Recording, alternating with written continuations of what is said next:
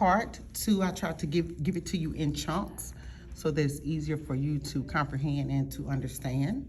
All right, we were using the FOIL method to find each product, and we had just finished E, so let's try another one, F. 2y minus 7 times 5y minus 4, okay?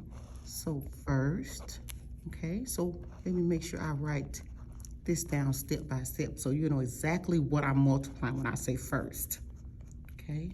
When I say outer, I'm multiplying 2y times negative 4, okay?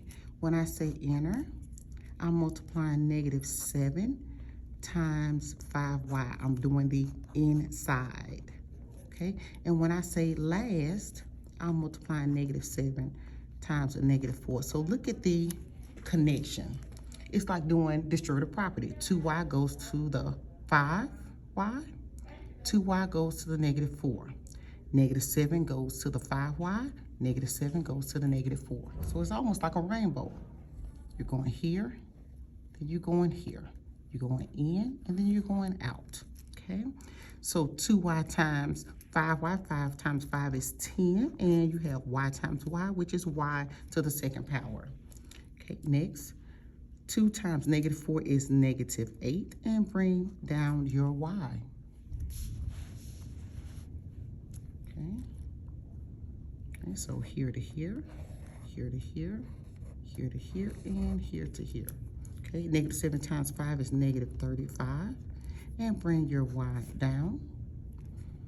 Negative 7 times negative 4, so a negative times a negative is a positive, and you have 28. So when you put all of this together, you combine your like terms, so this is how you will write it, horizontally, going across.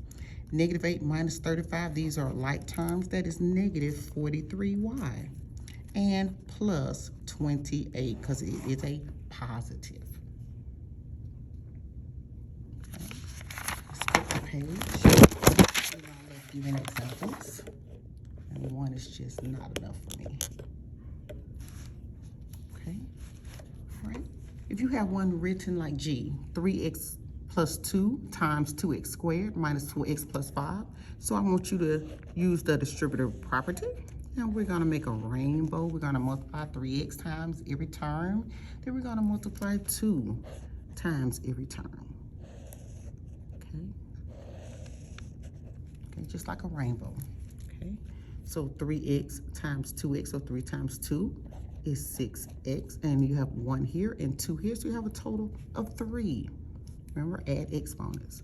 Now I'm multiplying 3x times negative 4x. 3 times negative 4, that's negative 12. I have an x here, and I have an x here, so I have x squared, or x to the second power. Okay, I'm going to the third term, 3x times 5. 3 times 5 is 15. It is positive because a positive times a positive is a positive. Bring down your x. So far, so good. Very good. Next, I've multiplied my 3x all the way through. Now I'm multiplying the 2, positive 2, all the way through to each term. So 2 times 2x squared, it is a positive times a positive is a positive. 2 times 2 is 4.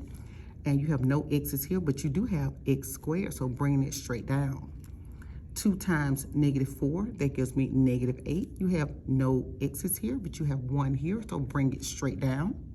And the last term, positive times a positive is a positive, and 2 times 5 is 10. So now let us look for like terms.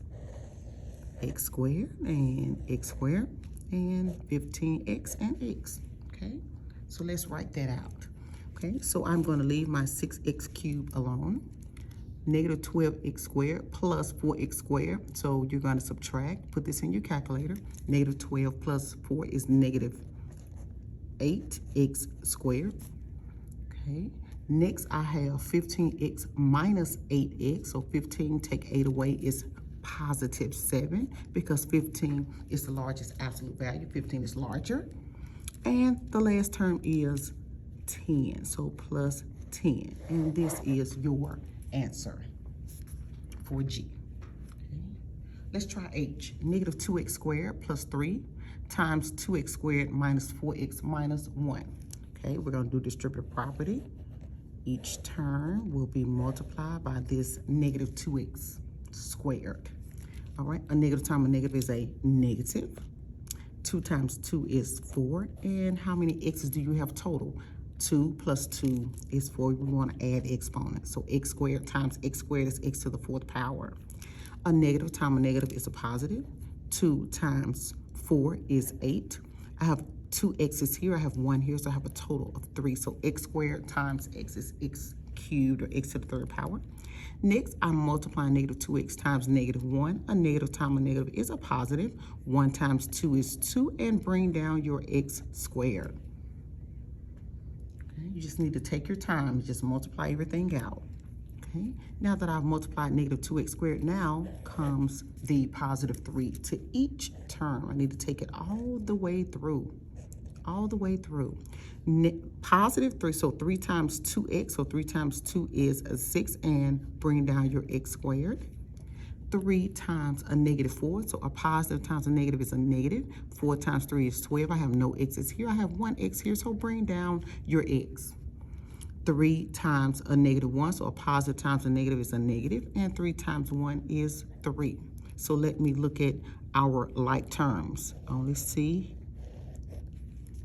everything else is not like terms. All right, so I'm going to leave the negative 4x to the 4th power alone, plus 8x cubed, leave that alone. 2 plus 6 is 8x to the 2nd power. Okay, remember, you don't add exponents when it has a plus sign. You only add when it's a multiplication.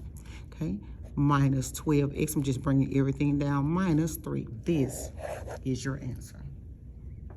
Okay, I and J. Okay, I want you to help me FOIL out x plus 2, x plus 3 equals x plus 7. Okay, so we're going to FOIL it out, first, outer, inner, last, like a rainbow. So x times x is x squared. Okay, outside, x times 3, you know, we already talked about this is a 1, understood 1. So 1 times 3 is 3, and it's positive. A positive times a positive is a positive. I have 1x here, no x here. So just bring down that 1x you have. All right, that's the outside. All right, what about the inside? Okay, you already know this is a 1. 2 times 1 is 2, and bring down your x. Okay, and a positive times a positive is a positive. 2 times 3 is 6. Okay, next, we want to multiply this all the way out. So x times x is x squared, always. All right, you're going to add your exponents. And then x times 7. Of course, if you need to put a 1, you can, just to keep up with your timetables. 1 times 7 is 7, and bring down your x. Okay, so let's clean this up a bit. Okay, so I have x squared, 3x plus 2x, that's 5. I can combine those like terms. Plus 6 equals x squared minus 7x. Okay, all right, let's subtract x squared from both sides. Let's stack them on top of each other. But I notice they cancel out as soon as I do that, which is fine. Okay, next, let me write it down here. I'll rewrite J. 5x plus 6 equals that negative 7, just bringing everything down. Well, Ms. Thomas, what would you do next? Either you can move the 5 underneath the 7 or the 7 underneath the 5. But if you move the 7 by doing its inverse, you have to move the 6 to the right. You can't have the variable and the coefficient, the variable and the constant on the same side. Okay, so I'm moving this. 5 plus 7 is 12x. Okay, equals, and I need to move 6 to the right, so that will make that a negative 6. Well, I want to divide both sides by 12. Okay, this can be reduced. We talked about reducing fractions, finding, you know, the same number that will go into each factor. 6 goes into 6 one time, 6 goes into 12 two times. So this answer is negative 1/2. Okay, and I'm going to fit J right down here because, you know, we love to improvise whenever possible.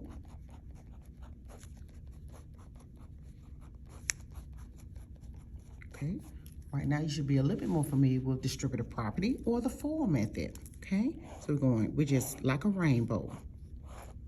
Okay, making sure everything gets multiplied. X times x is x squared.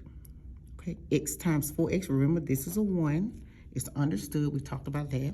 1 times 4 is 4, and bring down your x. 5 times x, this is a 1, so that's 5, and bring down your x. And then a positive times a positive is a positive. 5 times 4 is 20. Okay, very good. Now let's go to x plus 9, x plus 10, okay? X times x is x squared. X times 10, remember this is a 1. If you need to write a 1 for your coefficient, that's absolutely fine. All right, so 1 times 10 is 10. It is positive because a positive times a positive is a positive. And bring down your x. Now let's go to the inside. 9 times x is 9x. If you need to put a 1, that's fine.